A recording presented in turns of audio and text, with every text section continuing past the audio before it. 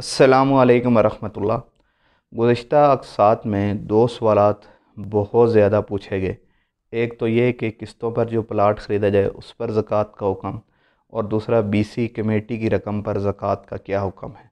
جہاں تک پہلے سوال کا تعلق ہے، فرض کریں کہ آپ نے ایک پلاٹ خریدا، اس میں بیچنے کی نیت متعین ہے، شروع سے ہی بیچنے کی نیت ہے۔ ظاہری بات ہے بیچنے کی نیت نہیں ہوگی تو پھر اس پر زکوٰۃ ہی نہیں ہوگی، چاہے وہ قسطوں پر ہو یا نہ ہو۔ لہذا اگر اس میں بیچنے کی نیت متعین ہے تو اس میں زکوٰۃ کی صورت یہ ہوگی کہ فرض کریں کہ 5 لاکھ روپے کا آپ نے پلاٹ خریدا، اس میں سے آپ جو ہے وہ 4 لاکھ روپے کی اقساط ادا کر چکے ہیں۔ اب جب آپ بیٹھ کے زکوٰۃ کا حساب کریں گے تو اس میں یہ 4 لاکھ روپیہ بھی آپ واجب الادا یعنی کہ زکوٰۃ میں اس کو شمار کر لیں گے۔ جو قسطیں آپ کے ذمہ واجب ہیں، جو آپ نے دینی ہیں، وہ آپ مائنس کر لیں گے۔ تو یہ حساب کتاب ہوگا۔ فرض کریں کہ 4 لاکھ روپے 5 لاکھ کا پلاٹ ہے، 4 لاکھ روپے کی قسطیں آپ نے ادا کر لی، 1 لاکھ روپے کی قسطیں باقی ہیں، تو 4 لاکھ کل مال کے ساتھ جمع کر کے سونا، چاندی، نقدی، مال تجارت میں یہ 4 لاکھ روپیہ آپ جمع کریں گے، اور وہ قسطیں جو آپ کے ذمہ واجب ہیں وہ آپ اس میں سے نکال لیں گے۔ تو پھر اس وقت آپ حساب کر لیں کہ ہر بندے کی حیثیت، فرض کریں کسی کا پلاٹ 1 لاکھ کا ہے، کسی کا 2 کا ہے، کسی کا 3 کا ہے، تو وہ اپنے اعتبار سے اقساط کو جمع کر لے اور اپنے حساب سے جو ہے جتنی قسطیں اس کی رہتی ہیں ان کو منہا کر لے، اسے نکال لے۔ اس کے بعد یعنی کہ منہا کرنے کے بعد اگر وہ 52.5 تولہ چاندی کی قیمت کو وہ رقمیں پہنچتی ہیں، یعنی کہ وہ نصاب پہنچتا ہے، تو زکوٰۃ واجب ہوگی، ورنہ زکوٰۃ واجب نہیں ہوگی۔ اسی طرح کمیٹی جو ہمارے ہاں جس کو BC بھی کہا جاتا ہے، اس کی صورت یہ ہوتی ہے کہ 10 لوگ جمع ہوتے ہیں۔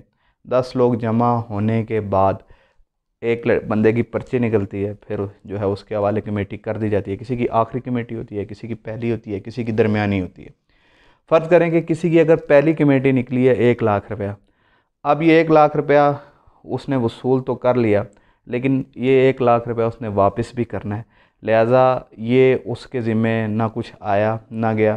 اگر وہ اور مال کو ملا کر جو ہے وہ اسی لاکھ کو اور مال میں ملائے اور صاحب نصاب بنتا ہو تو زکوٰۃ واجب ہوگی، ورنہ نہیں ہوگی، کیونکہ یہ ایک قسم کا 1 لاکھ اس نے وصول کیا اور 1 لاکھ روپے جو یہ اس نے واپس بھی کرنا ہے، لہٰذا اس میں نہ کچھ آیا نہ کچھ گیا۔ اسی طرح اگر فرض کریں کہ کسی کی سب سے آخری کمیٹی ہو یا درمیانی کمیٹی ہو، اس میں وہ شخص جو اقساط جمع کرا چکا ہے تو وہ ان کو اپنے کل مال میں جو ہے وہ جمع کرے گا۔ فرض کریں کہ 50,000 روپے اگر وہ جمع کرا چکا ہے تو جب وہ زکوٰۃ کا حساب کرے گا تو اس 50 کو ملانے کے ساتھ اگر وہ صاحب نصاب بنتا ہے تو زکوٰۃ واجب ہوگی، ورنہ نہیں ہوگی۔ تو کمیٹی کا خلاصہ یہ ہوا کہ جس شخص کی سب سے پہلے کمیٹی، فرض کریں میں نے مثال دی کہ 1 لاکھ روپے نکلتی ہے، اب ظاہری بات ہے وہ 1 لاکھ روپے جمع کرے گا تو اس میں سے وہی 1 لاکھ منہا کر لے گا، تو اس کا حساب کتاب برابر ہو جاتا ہے۔ لیکن اس میں جو تفصیل طلب مسئلہ ہے وہ یہ ہے کہ اس شخص پر، یعنی کہ جس نے کچھ کمیٹیاں جمع کرا لی ہیں، 5 کرائی ہیں، 6 کرائی ہیں، 7 کرائی ہیں، تو وہ شخص اس طرح کرے گا کہ ان کو زکوٰۃ کے اندر شمار کر لے گا، اس پر زکوٰۃ واجب ہوگی، چاہے وہ 50,000 ہوں، 60,000 ہوں یا 70,000 ہوں۔ تو اس سے متعلق اگر آپ کو کوئی مسئلہ سمجھ میں نہ آیا ہو، خصوصاً کمیٹی سے متعلق، کمنٹ باکس کے اندر ہمیں میسیج ضرور کریں، اس کی وضاحت ہم کریں گے۔ جزاک اللہ خیرہ۔